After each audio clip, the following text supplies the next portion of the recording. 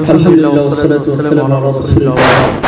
বড় বড় ব্যক্তিরা অনেক গুরুত্বপূর্ণ কথা বলছেন, আলহামদুলিল্লাহ আমি এসেছি শুনতে এবং শিখতে জানতে। তারপরেও যেহেতু ফ্লোর দেওয়া হয়েছে, দু একটি কথা আমি শেয়ার করতে যাচ্ছি।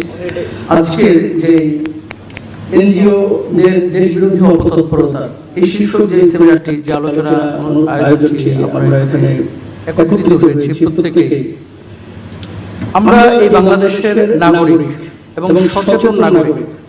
আলেম ওলামা এই বাংলাদেশে স্বাধীনতার পর থেকে এই সমস্ত খণ্ড খণ্ড কিছু এনজিও যারা মানুষের সেবার নামে আমাদের এলাকায়, আমাদের সমাজে, আমাদের দেশে যারা কাজ করছে, তাদের ব্যাপারে সতর্ক করে আসছিল।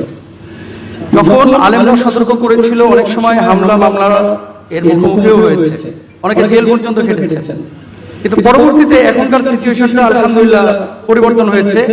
সাধারণ বুদ্ধিজীবী যারা